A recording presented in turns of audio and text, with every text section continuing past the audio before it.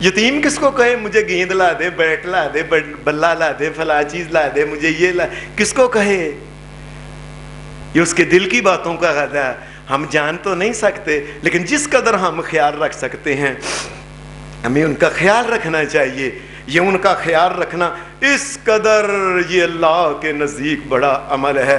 انا وکافل الیتیم لہ اولی غیرہ فی الجنت ھکذا، فرمایا جو یتیم کا خیال رکھتا ہے نا ساری زندگی اس کا خیال رکھے جب تک وہ یتیم ہے نا، فرمایا جنت کے اندر آپ نے انگلیاں اکٹھی کر کے کہا، فرمایا میرے ساتھ اس طریقے سے آ جائے گا، وہ اسی جنت میں رہے گا کہ محمد رسول اللہ بھی یہ تو یتیم ہی پیدا ہوئے تھے نا، آپ بھی تو۔ ایک حدیث میں نبی اکرم صلی اللہ علیہ وسلم نے ایک اور عمل بھی بتایا ہے۔ آپ نے فرمایا من آل جاریتین حتی تبلغا جاء یوم القیامت انا وہو ھکذا، فرمایا جس کو اللہ تبارک و تعالیٰ نے 2 بیٹیاں عطا کی اور اس نے ان دونوں بیٹیوں کے ساتھ ظلم زیادتی نہیں کی،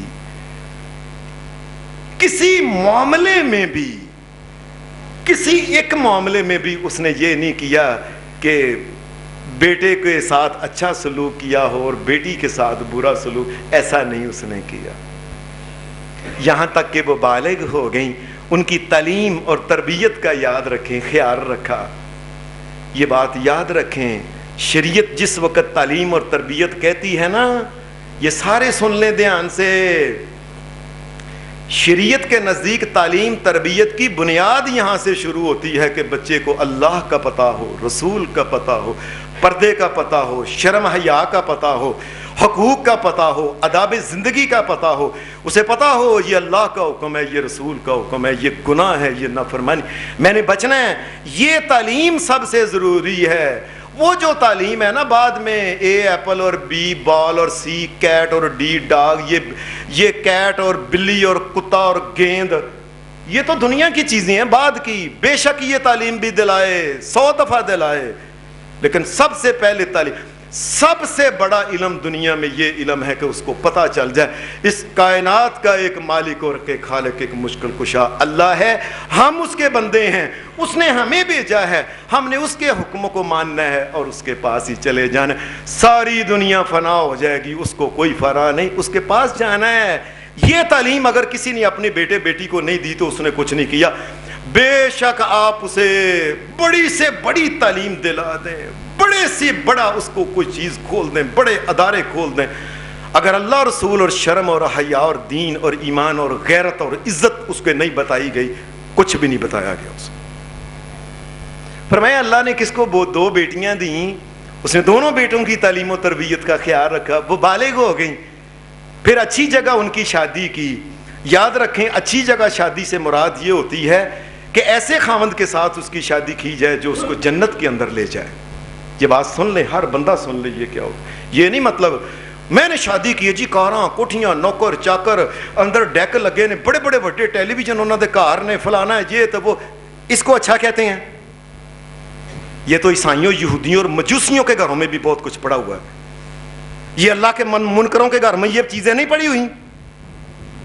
بے شک اسے بہت کچھ اچھے کاریں ہوں کوٹھیاں ہوں جو لیکن اگر اس کو ایسے خامد کے ساتھ شادی اس کی کر دی ہے کہ جس نے اس کو جہنم کے اندر لے جانا ہے تو کوئی فائدہ نہیں ہوا پھر۔ اس کا خامد اس کو جنت کی طرف لے کے جائے اور وہ خامد کو اور گھر والوں کو۔ فرمایا جو آدمی اپنی 2 بیٹیاں جس کو اللہ نے دی، تعلیم تربیت کا اچھا خیال رکھا، بالغ ہو گئیں، صحیح جگہ پہ اس کے شادی کی، فرمایا یہ ان 2 بیٹیوں کی تعلیم اور تربیت کا صلہ یہ ہے کہ قیامت کے دن جس طرح یہ 2 انگلیاں نبی علیہ السلام نے کٹھی کی، فرمایا اس طریقے سے وہ اسی جنت میں ہوگا جس میں محمد رسول اللہ۔ اب جس آدمی کی 2 بیٹیاں ہیں، 3 ہیں، 4 ہیں، اب یہ قیامت کے دن اگر محمد رسول اللہ والی جنت میں نہ گیا تو بہت افسوس کی بات ہے، اور اللہ نے موقع بھی دیا پھر بھی جنت کو ہاتھ سے گوا دیا۔ حدیث میں ایک اور واقعہ آتا ہے، ایک آدمی نبی علیہ السلام سے کے پاس آیا، آ کے سوال و جواب کرنے لگا۔ نبی علیہ السلام نے کہا ٹھہر جو تھوڑی دیر، نماز پڑھی، نماز کے بعد آپ نے وہ کہاں گیا بندہ سوال کرنے والا؟ وہ بندہ آ گیا, آپ نے فرمایا ادھر آؤ, کیا سوال تھا؟ اس نے کہا متی الساعۃ یا رسول اللہ, متی الساعۃ یا رسول اللہ صلی اللہ علیہ وسلم. اے اللہ کے رسول, مجھے قیامت کے بارے میں بتائیں, وہ کب مانی ہے؟ نبی صلی اللہ علیہ وسلم نے دیکھا قیامت کے بارے میں بڑے سوال کرتا ہے. جس طرح کسی نے لاہور جانا ہو نا تو پوچھتا ہے لاہور میں کی چیز ہے, کیڑی کیڑی, اگو کدھر جائی دے, اگو چڑیا گھر ہے, اگو جیب گھر ہے, اگو پھر کدھر جائے, فلاں پوچھتا ہے نا انسان. آپ نے فرمایا تو اتنا قیامت کے بارے میں پوچھتا ہے, وَإِلَكَ مَا عَادَتَ لَهَا, قیامت کے لیے تو نے کیا کچھ نیک عمل بڑے اکٹھے کر لیے ہیں جو بڑا قیامت کے بارے میں پوچھتا ہے؟ بہت کچھ اکٹھا کر لیا تیرے تو نے نیک عمل. اس نے کہا یا رسول اللہ ما عادت لها الا انی احب اللہ ورسولہ.